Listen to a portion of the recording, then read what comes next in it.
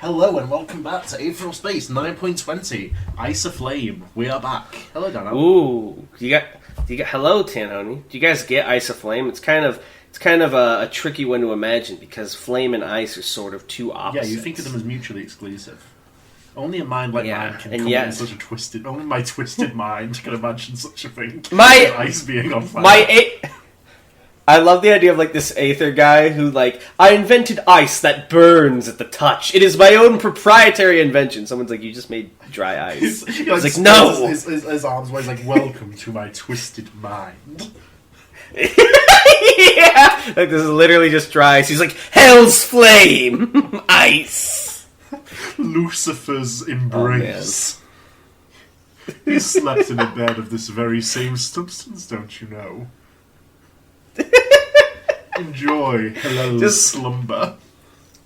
I hope something like that comes up, like someone who's like, my Aether allowed me to make this new thing, and they're like, this is a thing that already we make this in factory style. Yeah, come on. It's already copyrighted, in fact. You actually have to change your technique. It's infringing. Oh, man. Are you ready for this? Yes, I am ready. Oh, dead, inactive, damaged, boy, meet human, diminished, poor, suffering, dead, inactive, damaged, boy, meet human, what which have they inflicted execution done to you? Transmission recovered from the P Network by the Pandarshi Foundation. Context unknown. What the fuck is the Pandarshi Foundation? There's someone who listens to the P Network, but what could the P Network be? Yeah, what is the physical network? There's only so many Aetheral space words that begin with P. Perhaps our viewers can figure it out. You're gonna have to give me another clue. Pragon Hadrian? No. Anyway, Skipper's blood boiled. In a way, he welcomed that sensation. A long time ago, when he'd been with the widow, he'd felt as if he'd been as cold as her, like his veins were frozen over. There hadn't been room for anything but the mission, not even for emotion. Anything that didn't involve killing had been unnecessary. Since then, though, his life had become warm. It had become something he'd made for himself, with his own hands. Friends, happiness, something approaching a family. He'd spent years and years making his way towards the sun, but it was feeling like he'd been doubling back recently. For the time being, though, he still felt that warmth. The source. Heartbeat Bayonet shredded the main hall of the cathedral, annihilating everything save for Dragon's battered form, which was floating on the air. The dark-haired man who'd been attacking Dragon had turned and fled, punching right through the great doors and onwards. As scraps of wooden dust fell to the floor like snow, Skipper let out a deep breath. He'd pushed that attack to its limit. He hadn't needed to go that far, but the sight of Dragon in that situation had pushed him beyond his reservations. Skipper, muttered Dragon, his voice faint, and then he fell to the ground, blue aether zipping around his missing body parts. Wait, does that mean they came back? Not yet. Oh no, that's bad. He'd been a fool. What had he been thinking?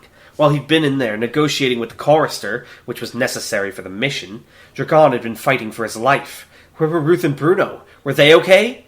Back there he told the chorister he'd had full faith that his companions could handle any danger. He realized now that he'd just been pushing them out of his mind. Once again, there was a sliver of ice in his heart. Skipper ran towards Dragon, dropping to his knees before him.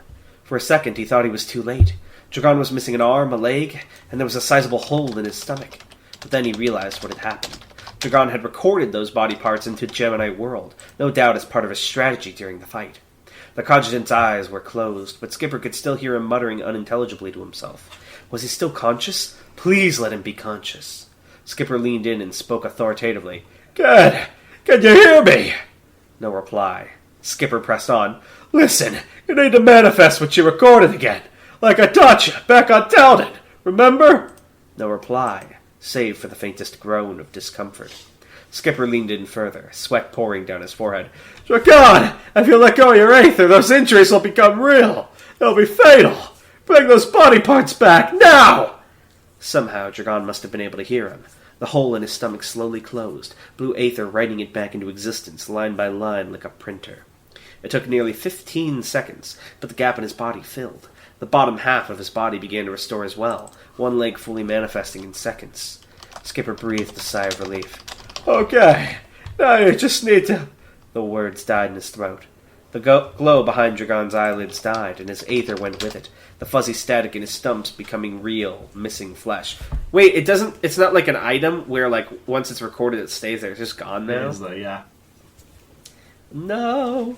Blood steadily oozed out from the wounds. His head fell back on the carpeted floor as he fell truly unconscious. Which arm did he lose? Left arm, right leg. Oh my god, he lost both? I thought he got a leg back. Yeah, because he had the whole bottom half of his body recorded. He brought back the leg that hadn't been sort of fucked up, basically. Oh shit. Blood steadily oozed out from the wounds. His head fell back on the carpeted floor as he fell truly unconscious. Skipper's heartbeat was like a war drum. There was no time to get Dragon to a hospital. If they didn't act quickly, within the next few minutes he would die. No, he wouldn't die. Skipper wouldn't allow it. He can't die. An old and insidious part of him whispered, "We need him for the mission." His emotions wouldn't help here. Skipper forced them to a grinding halt, steeling himself as best he could. Now was the time for calm logic. The first thing to do was stop as much of the bleeding as possible. With practiced hands, he tore off 2 strips of his long coat and infused them with aether, using them to make tourniquets that would hold at least for a little while. Then, carefully as he could, he slung the unconscious Dragon over his back. This was no ordinary shop. This was a base used by the Quiet Choir, a group of assassins. No doubt they sometimes came back from their missions injured. There'd be Panacea aboard to treat those cases. All Skipper had to do was find it. Would Dragon ethically consent to that, though, considering his experiences with Pan? He's a sleepyhead right now. He's got no say. I know. I'm just saying, I wonder if he's going to be pissed off afterwards. Skipper let loose an aether ping, his essence crashing through the shop and showing him the locations of other aether users. He could feel a group of 3 some ways below. Ruth, Bruno, and a third he didn't recognize. If it was 2 against 1, he should be able to leave them to it for at least a while longer. Then there was the chorister, back in his office. An irrelevancy right now. No matter how sharply Skipper questioned him, he wouldn't talk until after Dragon had already expired. Skipper wasn't good enough at torture to break a man like that quickly. That left the presence that was rapidly fleeing from this room, ascending upwards. It had to be the bastard that Skipper just stared off. He'd been missing an arm. He'd be heading for the Panacea, same as them. All they had to do was follow. Skipper blasted off with shotguns from the soles of his feet, flying towards the great doors and smashing them open with another blast projected from his forehead. Beyond, he saw the red armor and spherical helmets of the Vox Day. 4 men-at-arms, 2 holding plasma rifles and the other 2 holding spears. Guards left behind to cover the coward's retreat. He didn't have time for this. Skipper twisted in the air, avoiding the first 2 plasma shots, then fired shotguns upwards through his free shoulder, forcing himself down to the ground. He smashed down on the nearest guard foot first, crimson armor cracking from the impact, and as he landed he felt the satisfying crunch of the man's throat beneath his heel. "Our big landmine!" The other 3 soldiers went flying backwards as a pulse of sound erupted from his body. Before they could so much as hit the ground, Skipper screamed out, "Move!" This was not a command. It was ammunition. As the noise came out of Skipper's throat, he sculpted it into 3 bayonets, each one finding their flying targets. One soldier was cleanly decapitated, the sound blade cutting through the tiny seam between his neck and body. Another was sliced vertically in 2, his insides freely littering the ground. The third got off easiest. The blade whistled around and sliced at his heels, merely immobilizing him. The poor guy crawled backwards on the ground as Skipper advanced, holding his hands up beseechingly. His helmet had been shattered by his fall, and he was bleeding from his head. Jesus, that's one fucking lame-ass helmet. It is sort of ceremonial, yeah. He breathed, hyperventilating. "Please, please, please, no!" Skipper looked down at him, eyes wide. "The Panacea! Where?" He could only use short sentences. Anything else would betray his anger. "I don't—" The slightest sound in the soldier's ear fell off. The man put a hand to his fresh wound, shaking like a leaf. "Medbay's 2 floors up," he whispered. "That's where the Panacea is, please." Medbay wasn't an option. If Dragon's opponent was headed there was a chance he might try to finish the job. "Where does the Panacea come in?" Skipper asked. "Where does it arrive?" "Cargo Bay 3, the man gulped. "Same floor, but you go left at the elevator instead of right. Just keep going until you reach the end of the deck. It's there. I swear, please, I don't know what else you—" "Or beat shotgun." The man didn't say anything else after that. So wait, why didn't Skipper use Panacea before? He doesn't like it. But why? Because he was in a tank of it for years. Oh, that's what the tank was. Okay. Ants. So many damn ants. Ruth was sure she'd dream of ants that night. Every time she swung her claws, she'd cut half a dozen ants in half. The enemy had played a card called Ant Mother Base or some shit, and now it was producing ants faster than she could kill them. Why wouldn't it be called Anthill, you idiot? I'm revoking your writer pass. Ants, ants, ants. A sea of ants. Flying ants, crawling ants. A few ants even exploded like bombs. Ants. Another wave of ants erupted out. At some point, another... Are they all, like, big, too? They have various varieties of big ants, yes. Another wave of ants erupted out. At some point, another ant mother base had been played, and Ruth resumed her slashing. So how does his rules work? Because I assume the card game has rules that he has to follow, so does he, like, play after each time Ruth does something? Sort of that, sort of either... Well, we don't know the specific rules, but it's basically after the enemy does something, or a certain amount of time passes since the last time he did something. So it's adapted for, like, so whenever Ruth... So that's interesting, because every time Ruth swipes, he basically gets to play something, which is in his favor. So it's basically, if you don't beat him quickly, you will soon drown in ants. Well, I was going to say that's the thing, because, like, the best she could do if she neutralizes every new threat in one hit is even out. But when he gets cards that make multiple ants, or when she's not able to finish something in one hit, he's rapidly gaining an advantage on her. Another wave of ants erupted out. At some point, advancing was not an option. To move from this position would mean falling to the ants. The tide of ants was inexorable. She couldn't see the card user anymore. Was he even still here? Ruth's arms ached from repetitive movement, her aether sputtering around her. She had no energy with which to consider the question. It's all the worse if he can move while playing, too. Yeah, you can. Although this would have been a great matchup for Drogon. He could have just whirled past all the ants and then hit him. More ants. Ants going for her legs, she sliced. Ants jumping for her head, she mauled. Ants leaping for her stomach, she slashed. Her claws dripped with viscous green fluid, drowning in insect blood. Her breathing was ragged, labored. Her legs trembled beneath her. How much longer could she keep doing this? 5 minutes? 10? Bruno was saying something. Ruth didn't move. She couldn't, but she listened. "Ruth, we've got to get out of here!" He sounded far away. She risked a glance behind. He'd climbed up the machinery that surrounded the room, making his way to a vent cover that he'd forced open. They hadn't seen the actual exit to the room, but that would work as an escape route if nothing else. But the ants... No, she'd killed all she could. If she kept going, all she'd accomplished was wearing herself out for no reward. He can only use his ability in combat, though, right? Like, if he's not fighting anyone, these ants will just disappear. Oh, that's right. What? Well, there's a few exceptions. Like, he has one ability that sort of teleports people to him. That's a card he can play outside of, like, the game situation. Right. I was just wondering, because otherwise, with the time requirement, he could just, before fighting anyone, make the army of ants ahead of time. Before he can start cascading ants. Interesting. They hadn't seen the actual exit to the room, but that would work. But the ants, no, she'd killed all she could. If she kept going, all she'd accomplished was wearing herself out for no reward. This wasn't even a battle anymore, just labor. Ruth did the smart thing. She turned and ran. Skipper put Drogon down as gently as he could in the medical bay of the slipstream. They'd really moved up in the world. The last slipstream had just had some first aid supplies. He let out a deep breath.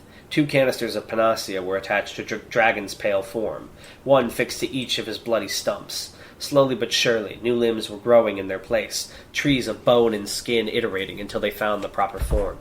Skipper had never been a huge fan of panacea, but after what had happened recently, it gave him even more of a shudder. At any rate, the limbs were regrowing properly. Skipper breathed a sigh of relief. He'd gotten Drogon there in time. That hadn't been a certainty. The golden hours for panacea varied from person to person, and there was no guarantee it wouldn't have taken to Drogon if much more time had passed. "Skipper?" he heard Ruth's voice from behind him. "What happened?" "Drogon ran into some trouble," he replied brusquely, stepping back from Drogon's sickbed. "Managed to snag him some panacea, so he should be all right." He ran a hand through his wet hair as he turned towards Ruth and Bruno, the exhaustion of the last few days finally starting to set in. As he faced them, however, they stepped back, their eyes wide with shock. For a moment he furrowed his brow in confusion. Then he realized the problem. The entire front half of his body was covered in blood, after all. He'd run into more enemies on the way to the cargo bay. He'd done what he had to keep Drogon safe. Still, he imagined it must have been a shocking sight. Would it have shocked him too, once upon a time?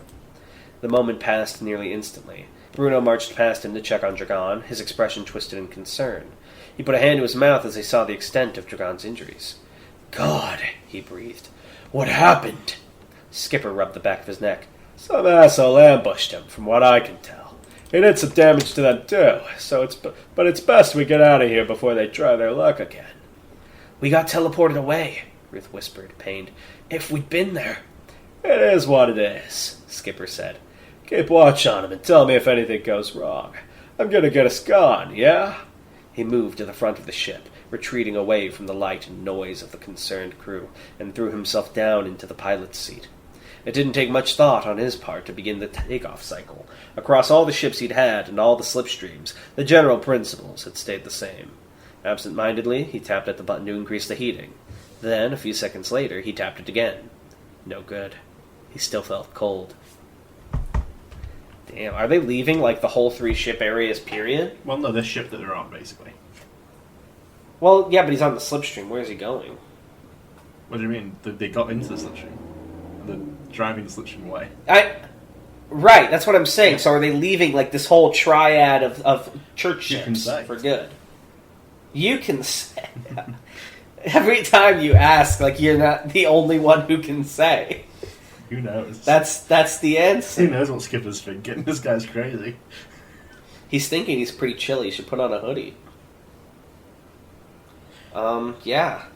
I don't know what to ask you. Let me think for a second for your lore question. Well, I have a lore fact. I actually remembered one.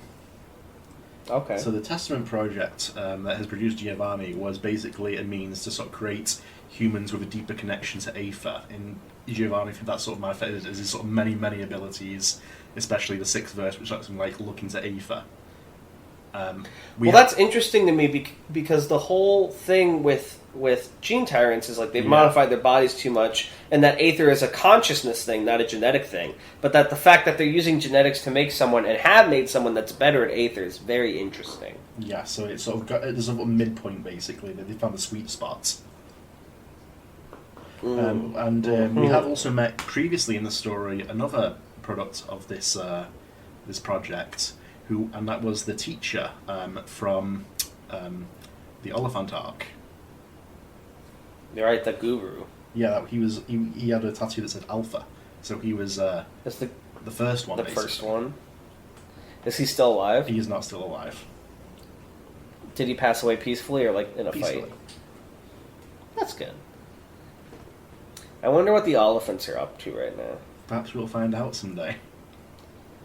One thing I was wondering, and I don't want to force this idea on you, especially because you're already like about halfway through the story, but I was very curious for how anime-esque the story seems to be at times, that the crew has not picked up any additional members permanently. They usually seem to have like these arc sort of allies, but they've never added anyone to their numbers yet. And I was wondering if that's something you ever plan to do, or if this is only going to be a story that focuses on, sort of these 5. Yeah, I want to keep sort of focused on this crew, basically. I don't want to start, like, expanding it beyond my means. I got you. Very interesting. A very anti-One Piece approach, where they add someone every 2 seconds. Yeah, this isn't your mama's anime. I don't think that's a good or bad thing. If I'm I just wrote curious One Piece, about Luffy that. would have a gun. Because, like, I really truly thought Rico was going to join the crew for a while, since he didn't like his family and he had bonded a bit with Ruth. I thought that was going to be, like, a whole thing. I was very surprised when you didn't go that way with it. But it is what it is. I'm very curious to... We still have more to learn, too. You've locked Musazi's backstory and his sword behind like real lore, like we can't ask it in the questions, but I almost wish we had learned whatever that lore was before he lost luminescence, because I feel like that might have made it hit harder, but I'm still curious about it. Like, I want to know what his deal is and where he comes from. Especially because after... answers sooner rather than later is what I'll say. After having reread some of the early parts, it's almost sort of implied that he's like some sort of genetic experiment of his own, which might explain a lot about him. I'm very, very curious. Also, where did the... here's a question for you as a writer, Tanhony. Where did the inspiration to use all this gene stuff come from? I'm not really sure. I just... I remember originally it was just a matter of me wanting, like, sort of the equivalents, like, fantasy races. You know, like... Conscience are sort of like space elves in that way a little bit, I guess. I was like, well, where did these different abilities of people come from? And I was like, well, someone created them. And then it sort of branched out from there. And I thought Gene Chapman sounded cool as a name. It is cool, and I really like the concept, but it's also expanded beyond that. Like, there's this whole taboo around genetic manipulation, yet people still do it, and genetic manipulation, to an extent, can improve things like Aether and other abilities, and specialize people, but sometimes people like Skipper still overcome those differences, so I'm not really sure where your theme is going with it, and I'm not saying that in a negative way necessarily, but I'm just very curious how that's all going to come together in the end. It's been something on my mind, because like at times, it's played like it's a very bad thing, and at other times, it's played like it is a positive boon. And I'm just curious how that's going to thematically come together in the end, I guess. But it definitely has there's a little bit of push and pull there. Alright, I think that's all my thoughts. We will see you guys next time, I guess. See you then. Bye-bye. Bye.